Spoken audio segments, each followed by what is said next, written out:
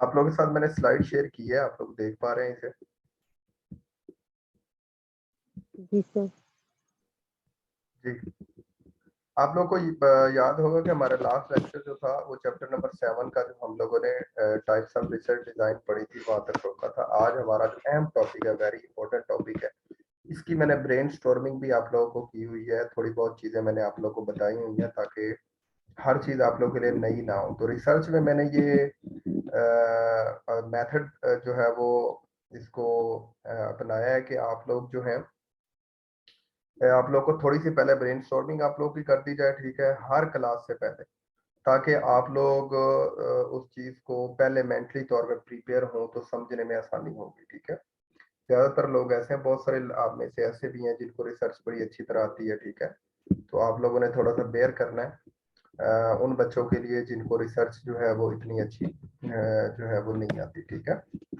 तो स्टार्ट हम लोग लेते हैं जी, सिलेक्टिंग अ सैंपल। सैंपल से हम लोग स्टार्ट लेते हैं जी। सैंपल क्या होता है, उससे पहले हम लोगों ने पॉपुलेशन देखनी है। जिस तरह अगर आप लोग इस पिक्चर में देखें तो पॉपुलेशन में आप लोगों को बहुत सारे लोग नजर आ रहे हैं, ठीक है। ये डिफरेंट कलर्स में है, तो आप लोग इनको देख सकते हैं, ठीक है। अब इनमें से ये तो है सारी पॉपुलेशन, ठीक है। आप कह सकते हैं कि अगर पूरी दुनिया पे हमने रिसर्च करनी है तो पूरी दुनिया की 7.5 अरब जो है वो आबादी है, तो वो सारी की सारी पॉपुलेशन है। लेकिन आप पूरी दुनिया को जो है वो एक्सेस नहीं कर सकते, तो आप उनकी प्रॉपर्टीज की बुनियाद पे, उनकी कुछ नुमाया खसूसियात की बुनियाद पे, आप उसमें से अगर फर्ज करें एक प्रॉपर्टी के 2000 लोग हैं, ठीक है, तो आप उनमें से एक बंदा ले लेंगे उसी प्रॉपर्टी का, ठीक है। तो क्या होगा कि वो एक बंदे पे जब आप रिसर्च करेंगे तो क्योंकि सारे सेम प्रॉपर्टीज के लोग ही थे, तो सबको क्या होना शुरू हो जाएगा, पता चल जाएगा ये सारे जो है वो इस प्रॉपर्टी में ये चीजें जो है वो असर रखती हैं।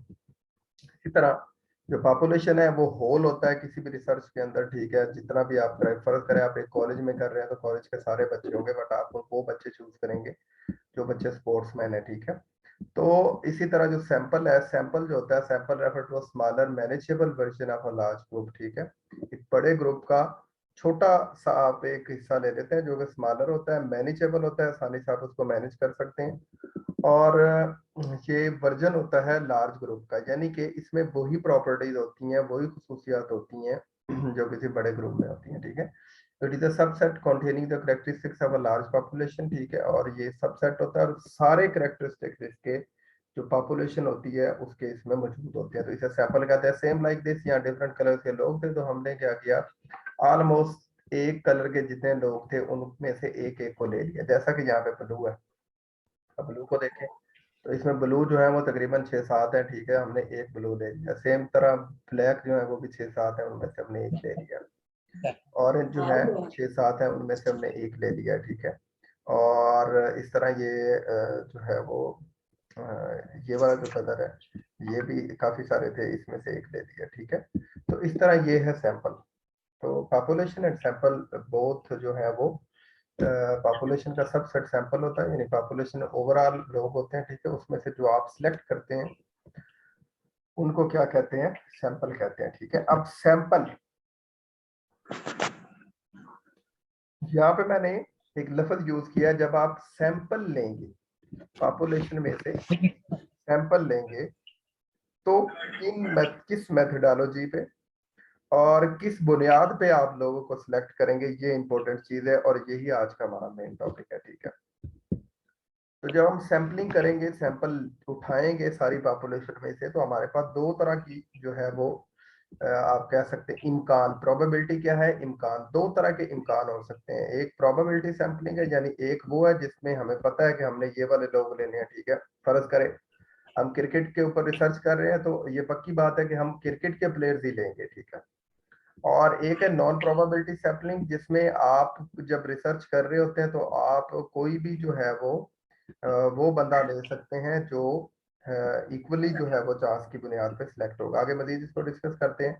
प्रोबेबिलिटी सैंपलिंग जो इसमें मैंने बताया हुआ है आप लोगों को, सिंपल ये सेम मैंने चीज सेंड की हुई आप लोगों को याद होगी, ठीक है। नॉन प्रोबेबिलिटी जो है उसमें ये वाली चीजें हैं। तो जल्दी से हम आगे पहुंचते हैं। यहाँ पे हम लोग देखते हैं जी व्हाट इज प्रोबेबिलिटी सैंपलिंग। पहले तो इसको हम लोग डिस्कस करते हैं कि ये क्या होती है।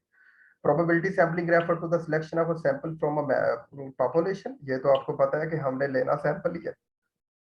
अच्छा, एक बात मैं बार बार आप लोगों को यहाँ क्लियर करता जाऊं कि सैंपल जो है वेरी सिंपल है, पॉपुलेशन से सैंपल लेना, बट किन बुनियादों पे आप सैंपल लेते हैं, ठीक है। आपकी रिसर्च बाइस्ड ना हो, आपकी रिसर्च के ऊपर कल को क्वेश्चंस ना आए, ठीक है।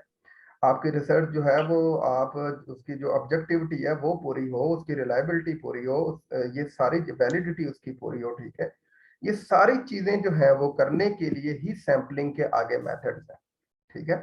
तो हम लोग देखते हैं कि probability sampling, the selection of a sample from a population when this selection is based on the principle of randomisation, ठीक है। रैंडम्स लोग हैं, उनमें से आपने उठाने हैं, यानी आप उनको जानते नहीं।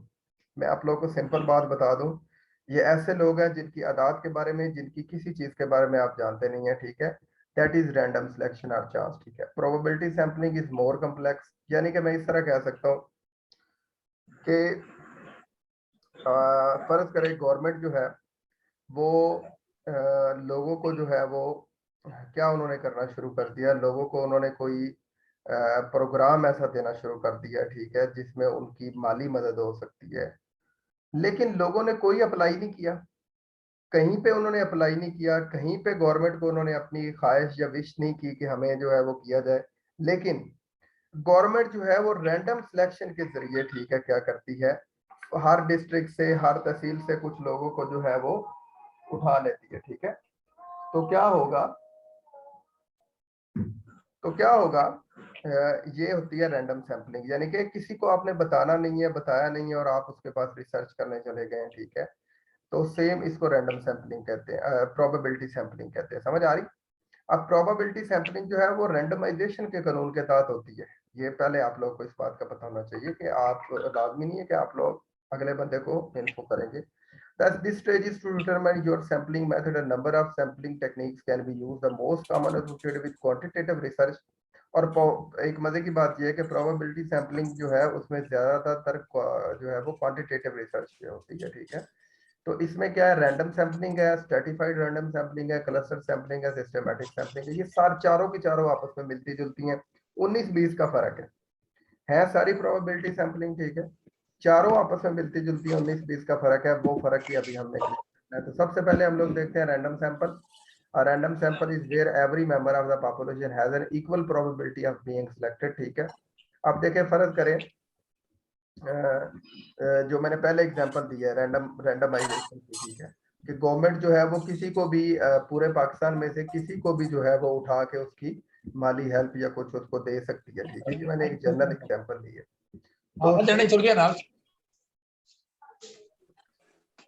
अच्छा जी, तो ये सेम जो है रूल जो है वो रैंडम सैंपलिंग में यूज होगा, ठीक है। It is the best technique to obtain a representative sample and produce findings that will be generalisable to the overall population, ठीक है।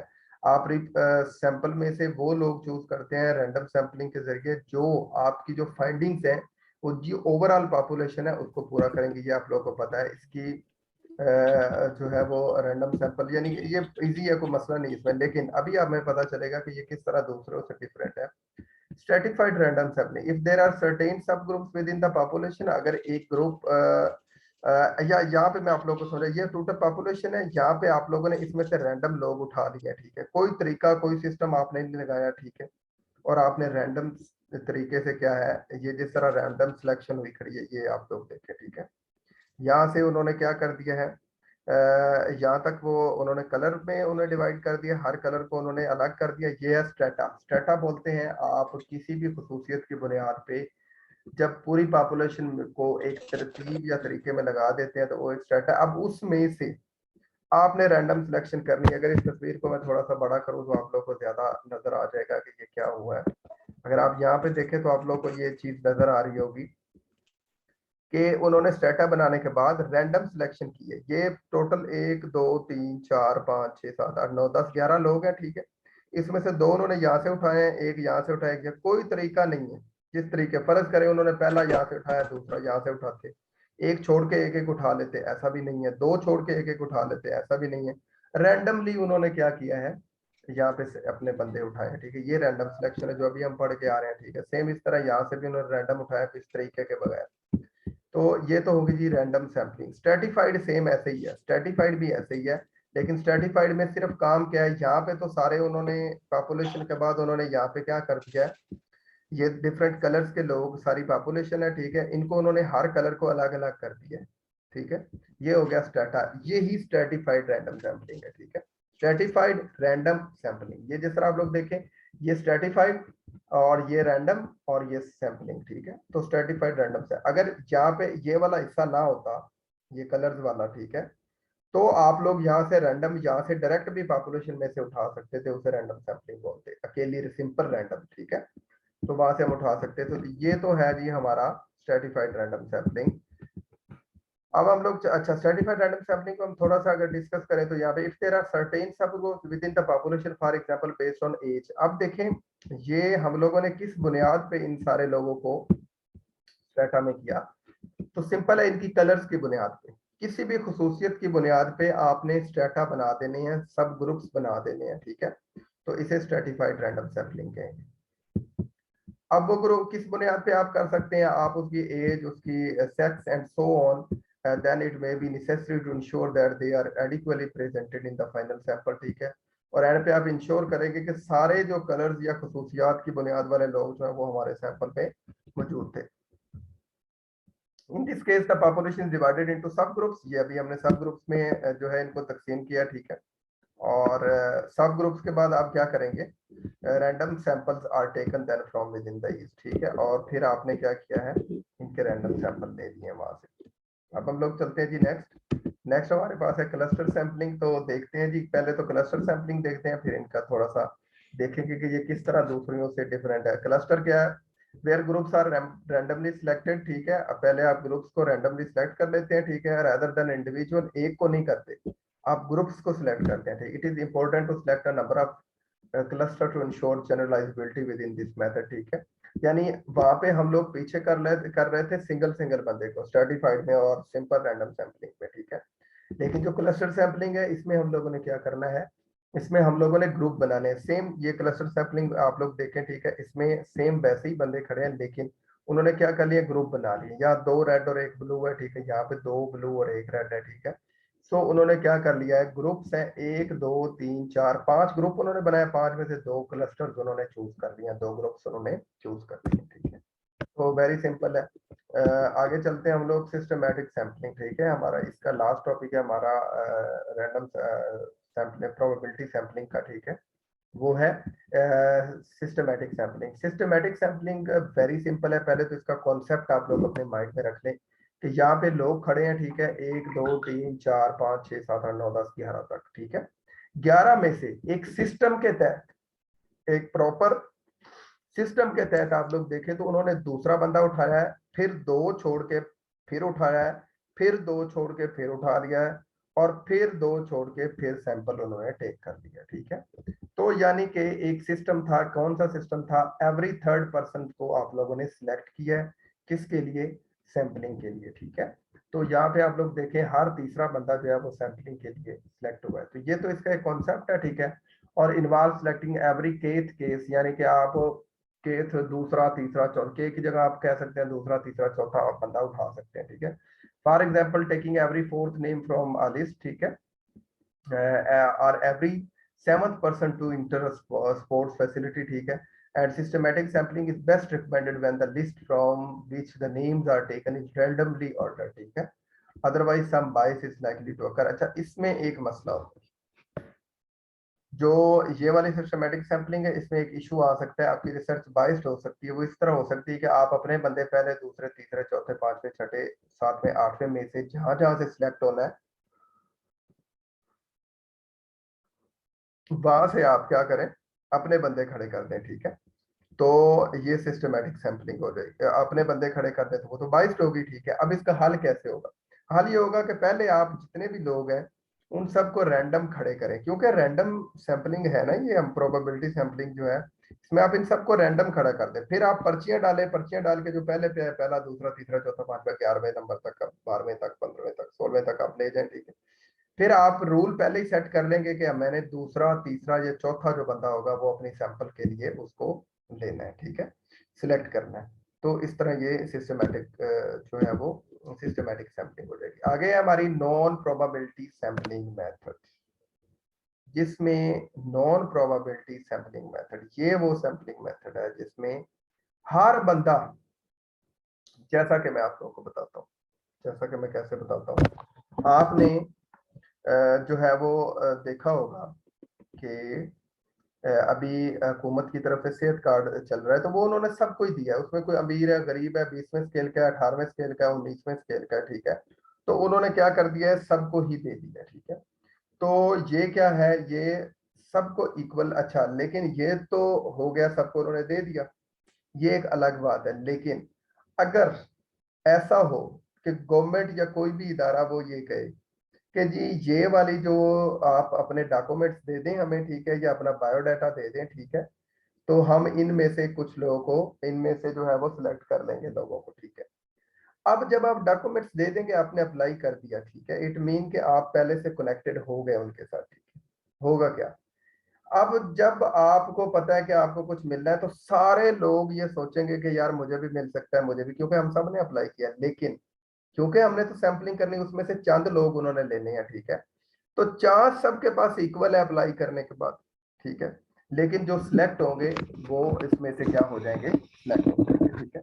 जिस तरह हम लोग अप्लाई करते हैं किसी भी डिपार्टमेंट में, किसी भी यूनिवर्सिटी में, ठीक है, और अप्लाई के बाद हम ये सोच रहे होते हैं कि यार मेरा भी जो है वो चांस, अब सब ने बराबर अप्लाई किया, ठीक है, तो वहां पे बन, लेकिन फिर होता क्या है कि उन्होंने एक क्राइटेरिया मेरिट रखा होता है, ठीक है, उसमें से जो लोग ऊपर होते हैं उनको अपने पास रख लेते हैं। यानी मसला क्या है, मसला ये है कि नॉन प्रोबेबिलिटी सैंपलिंग जो है उसमें तो सारी पॉपुलेशन जो है, उसमें जितने भी लोग होंगे सब ये उनको पता होगा, या वो ये समझ रहे होंगे कि हमने सिलेक्ट होना है, सबके पास इक्वल चांस होगा। तो अब इसकी देखते हैं आगे कितनी टाइप्स हैं इसकी। कन्वीनियंस सैंपलिंग है, जजमेंटल सैंपलिंग है, कोटा सैंपलिंग है और स्नोबॉल सैंपलिंग, ये इसकी भी 4 आगे टाइप्स है, ठीक है। तो इन चारों को हम लोग वन बाय वन देख लेते हैं। सबसे पहले स्नोबॉल सैंपलिंग है, लोकेट योर इनिशियल पार्टिसिपेंट्स, ठीक है, आप अपने इनिशियल, अच्छा स्नोबॉल है क्या, स्नोबॉल आप इस तरह कह सकते हैं। अच्छा, मैं स्नोबॉल को एक और एग्जांपल आप लोग को दे देता हूँ। स्नोबॉल आप ये कह सकते हैं कि एक आग का गोला है, ठीक है, एक आग का गोला है और वो जा रहा है, और जिस जिसके साथ वो टच हो रहा है उन सबको आग लगती जा रही है, ठीक है।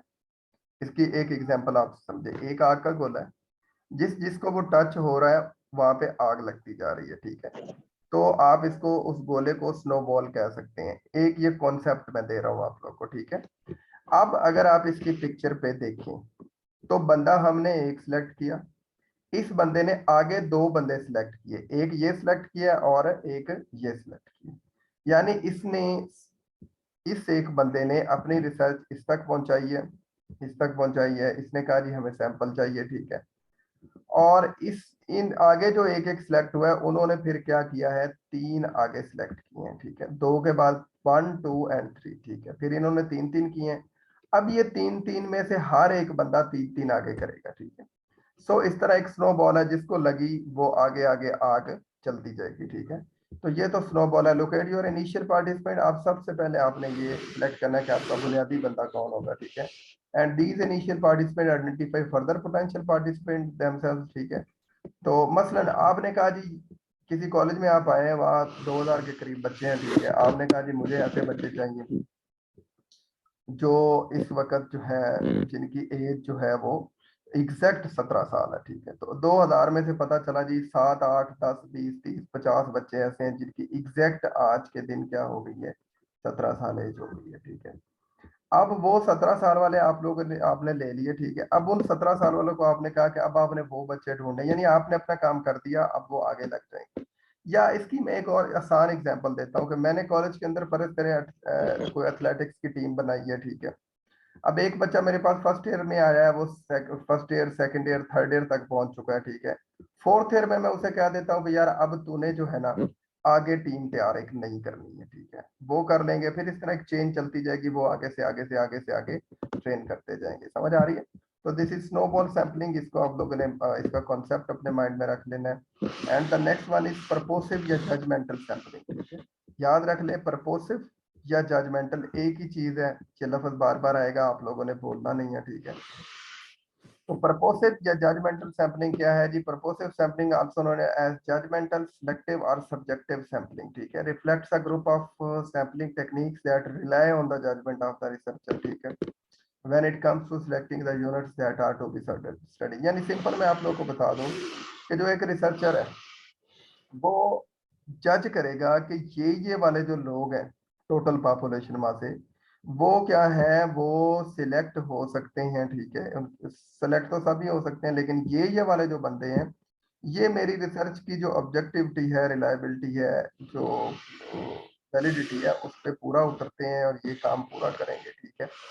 तो वो रिसर्चर जो है अपनी जजमेंट की बुनियाद पे लोगों को क्या कर लेगा, सिलेक्ट कर लेगा। इसमें फॉर एग्जांपल स्पेसिफिक पीपल आप देखते हैं जी का तमाम जिनको नजर नहीं आता आंखों से वो वाले लोग आप ले सकते हैं, ठीक है, और यानी आपकी जजमेंट पे है कि वो आप किस तरह लोग, specific case, organisation, specific events, specific piece of data, ठीक है, ये तमाम चीजें जब आप करेंगे तो वो किस में आ जाएंगी, प्रपोसिव या जजमेंट, यानी सारा कुछ रिसर्चर ने खुद डिसाइड करना है। नेक्स्ट हम लोग चलते हैं प्रपोसिव की एक और सैंपल हम लोग लेते हैं, ठीक है। Purposive sampling helps to reduce the variation in data to get focused results, ठीक है। मतलब क्या हुआ, प्रपोसिव सैंपलिंग जो है वो क्या करती है, डाटा के अंदर जो वेरी आपने चीजें करनी है उसको क्या करती है, कम करती है, टू गेट फोकस रिजल्ट, सिर्फ जो रिजल्ट हमें चाहिए वो लेने के लिए मस्त है। ये सारी पॉपुलेशन है, ये क्या है, ये सारी पॉपुलेशन है, ठीक है। इस पॉपुलेशन में से आपने प्रपोसिव सैंपलिंग की, ठीक है, प्रपोसिव सैंपलिंग आपने क्या किया, ठीक है, एक वाइट आपने ले लिया, एक दो जो है आपने रेड ले लिए, ठीक है, एक वाइट ले लिया और एक ब्लैक ले लिया, ठीक है। तो अब ये सारे खड़े थे, आपने खुद जज किया है, आपने कहा जी ये वाले लोग जो है वो इस साइड पे आ जाए, ठीक है। तो ये क्या है, प्रपोसिव या जजमेंटल सैंपलिंग है। अच्छा जी, मेरी आवाज नहीं आ रही आप लोगों तक? आ रही है सर। ये मैसेज किया हुआ सर है आ कि रही है आवाज। आवाज नहीं आ रही। अच्छा जी, next one is quota sampling. Quota आप लोगों को पता है कि बड़ा इजी है, जिस तरह फेडरल की सीट्स आती हैं, समझाने के लिए बता रहा हूँ, कॉन्सेप्ट के लिए बता रहा हूँ। फेडरल की सीट्स आती हैं तो फेडरल पब्लिक सर्विस कमीशन की जब भी सीट्स आएंगी तो फेडरल, क्योंकि एक फेडरल इदारा है, चारों पांचों सूबों को जो है वो क्या रखता है, इकट्ठा रखता है, ठीक है, और उन चारों पांचों सूबों का एक कहने बाप है वो, ठीक है। तो आप कह सकते हैं कि जब भी फेडरल की सीट्स आती हैं उसमें हिस्सा होता है आबादी के लिहाज से, किस लिहाज से, आबादी के लिहाज से हिस्सा होता है, ठीक है, आबादी के लिहाज से। जिस तरह पंजाब की आबादी सबसे ज्यादा है तो पंजाब की सीटें जब भी सीटें आती हैं तो उसमें ज्यादा होती हैं। फिर उसके बाद आ जाता है सिंध आ जाता है, सिंध के बाद केपीके और फिर बलोचिस्तान, ठीक है। तो आबादी के लिहाज से उन्होंने कोटा मुंतखब भी किया होता है कि एक सीट जो सीटें हैं वो इतनी इतनी हमने देनी है सूबों के लिहाज, सूबों को, ठीक है। तो इस defined as non probability sampling method in which researcher create a sample involving individual that represent a population, ठीक है, वो भी लेकिन वो कोटा के जरिए, ठीक है। जिस तरह यहाँ पे देखें, यहाँ पे कोटा उसने लगाया, ठीक है, उस कोटा के जरिए उसने ये लोग मुंतखब कर दिए। तो मसलन कोटा में था क्या, मेल हो और 40 साल से ऊपर हो। कोटा क्या था, किन का कोटा था, इन सारे लोगों में से, इन सारे लोगों में से वो वाला का कोटा था जो मेल हो और 40 साल से ऊपर हो, ठीक है। तो उन्होंने मेल और 40 साल से ऊपर वाले लोगों को अलग कर दिया, ठीक है। आगे कन्वीनियंस सैंपलिंग है। कन्वीनियंस आप लोग को बता दूं कि कन्वीनियंस होती है मर्जी या राय, ठीक है, जब आप किसी की मर्जी या राय के मुताबिक, यानी आप राय लेते हैं कि यार मैं सैंपलिंग करना चाह रहा हूँ, आप पॉपुलेशन का हिस्सा हैं, क्या आप मेरी रिसर्च का हिस्सा बनेंगे? अगर तो वो एग्री करता है कि हाँ जी मैं आपकी रिसर्च का हिस्सा बनूंगा और बतौर सैंपल काम करूंगा, ठीक है, तो वो है कन्वीनियंस सैंपलिंग, यानी आपने अगले बंदे को कन्वेंस करना है, ठीक है। The sample is chosen as it is convenient in terms of location, accessibility. अब दो चीजें इसने और भी ऐड कर दी हैं, ज्यादा भी हो सकते एक्स्ट्रा, ज्यादा भी हो सकती हैं, ठीक है। Number one, location. आपने पूछा जी जनाब आप कहाँ रहते हैं, उसने कहा जी मैं कराची रहता हूँ, ठीक है। तो आप लोकेशन के लिहाज से आप उसे कहेंगे कि जनाब आप इधर आ जाएं, मेरे पास 200-300 किलोमीटर ट्रैवल कर रहे हैं, ठीक है। तो वो अगर कन्वीनियंट हुआ तो वो आ जाएगा आपके पास, ठीक है। एक्सेसिबिलिटी है, एक बंदा आपको कह रहा है कि जनाब मैं इस टाइम मिल सकता हूँ, तो आप उसकी उस वजह को देखते हुए आप क्या करेंगे, उसको उस टाइम पे ही बुलाएंगे। तो इस तरह यानी सिंपल है। कन्वीनियंस सैम्पलिंग जो है वो अगले बंदे की मर्जी के मुताबिक आप सैंपल को चूज करेंगे, ठीक है। Try to avoid convenience sample as far as you can, it is always tempting to hand out questionnaire to those avoiding day-to-day contact with the people that मुझे ये बंद करवा दीजिए, मुझे पता नहीं है किसका चला हुआ है। सर निशा का ऑन है। अच्छा वो मैंने ऊपर क्लिक कर दिया उसके, ठीक है। ओके जी, तो ये क्या है जी, जिस तरह यहाँ पे आप लोग देखें, अगर आप लोग देख पा रहे हैं तो यहाँ पे एक पिक्चर है, मैं इसको थोड़ा सा लार्ज करता हूँ ताकि आप लोग को आसानी से समझ आ जाए कन्वीनियंस सैंपलिंग की, ठीक है। यहाँ पे आप लोग देखें, ये हमारी सारी पॉपुलेशन है, ये पॉपुलेशन है सारी, ठीक है। ये सारी पॉपुलेशन है, इसमें से ये रिसर्चर है, ये सेंटर वाला बंदा, इस रिसर्चर ने इन सब से बात की है, ठीक है। जब इसने इन सब से बात की है तो कितने लोग कन्विंस्ड हुए हैं? 1 2 3 4 और 5, इन सब में से कितने लोग कन्विंस उसने किए हैं? 1 2 3 4 और 5। तो ये कन्विंस करने के बाद वो अपनी जो सैंपल है उसको कंप्लीट करेगा और सैंपल लेने के बाद वो रिसर्च अपनी शुरू कर देगा। तो ये तो है कि कन्वीनियंस सैंपलिंग, ठीक है। नेक्स्ट हम लोग चलते हैं कि कौन सी गलतियां हम लोग रिसर्च करते हुए या मिस्टेक्स हम सिलेक्ट करते हुए कर सकते हैं। वो ये है कि इंडिविजुअल्स हु आर कन्वीनियंट, ठीक है। हम वो वाले लोग हैं जो फर्ज करें आप लोगों ने अपना क्वेश्चन या कोई भी चीज़ आपने भेज दी है, तो आगे से लोग जो है वो उन्होंने हल ही नहीं किया, सॉर्ट आउट ही नहीं किया और वो वापस मोड़ दिया, ठीक है। यानी कन्वीनियंट सबसे पहले होना बड़ा ज़रूरी है, ठीक है। और वो अवेलेबल भी होने चाहिए आपका सारा काम करने के लिए, ठीक है। और सिलेक्टिंग इंडिविजुअल हु वॉलंटियर, ऐसे लोग आपने लेने हैं जो वॉलंटरीली जी, ठीक है, जो जज्बा खिदमत के तहत जो है वो काम करेंगे, ठीक है। और रैंडमली आपने सेलेक्ट करते हैं। इंट्रोड्यूसिंग बाइस through selecting a non random sample, ठीक है। आपने नॉन रैंडम सैंपल जो है वो लेना है, तो ताकि बाइसनेस जो है वो कम से कम हो सके। Using a random sample when other sampling method would be more appropriate, ठीक है। और आप दूसरे मेथड भी यूज कर सकते हैं, ठीक है, जो ज्यादा से ज्यादा अप्रोप्रिएट, यानी जो ज्यादा से ज्यादा आपके ऑब्जेक्टिव की पूरी करते हैं। No obtaining a large enough sample for the purpose of the project, ठीक है। और इतना ज्यादा भी आपने नहीं लोग ले लेने, ठीक है, कि वो आपका जो पर्पस है रिसर्च का वो क्या हो जाए, या आपने उतने लोग लेने हैं जितने आपका पर्पस पूरा कर सकते हो रिसर्च का, ठीक है। समरी वही है, you should carefully considered approach, ठीक है। और सारी चीजें वही हैं जो हमने यहाँ पे एंड कर दी हैं, ठीक है। इसमें नंबर 5 पॉइंट देखने वाला है। It may be possible to increase the validity of your research by undertaking some form of triangulation, ठीक है। Triangulation means collecting data from more than one perspective, ठीक है। For example, it may involve collecting qualitative as well as quantitative data, ठीक है। Data दोनों form में हो सकता है, quantitative भी हो सकता है, qualitative भी, ठीक है। You will also need to consider the ethical issues। अच्छा एक बात बता दूं, qualitative और quantitative दोनों जो है वो probability और non probability में यूज हो सकते हैं। जब आप डाटा कलेक्ट करेंगे तो दोनों, यानी वो तो सैंपल है, सैंपल उसका तो मसला ही नहीं है, ठीक है। दोनों जो है वो क्वांटिटेटिव और क्वालिटेटिव में सैंपलिंग के सारे मेथड्स जो यूज हो सकते हैं। You will also need to consider the ethical issues involve in research, ठीक है। If you doubt you should gain approval from the committee responsible for ethical issues at your institution. यानी वही simple बात लिखी हुई है, अगर कोई उसमें इथिकल इशू है, कोई मसबी या कोई इशू है, तो आप पहले इजाजत लेंगे उन लोगों से, फिर उनके ऊपर रिसर्च करेंगे, ठीक है। ये तो जी हमारा सैम्पलिंग था, ठीक है, जिसमें से मोस्ट ऑफ द पेपर में अगर रिसर्च के क्वेश्चंस आ जाए तो ज्यादातर 10 से 12 सवाल जो है वो इन्हीं जो 4 और 4 8 टाइप्स हैं प्रोबेबिलिटी और नॉन प्रोबेबिलिटी सैम्पलिंग की, यहाँ से सवाल बना देते हैं, ठीक है। तो इनको आप लोगों को कॉन्सेप्ट मिल गया, ठीक है। इनके ज्यादा से ज्यादा आप लोग क्वेश्चन तैयार करें, ठीक है, और इनकी प्रैक्टिस करें, ठीक है, इनको अप्लाई करें, ठीक है। जी सर। सर बस आज इतना ही पढ़ाना है ना? नहीं, थोड़ा सा हमने और पढ़ना है, सो वो मुश्किल नहीं है, परेशान नहीं होना।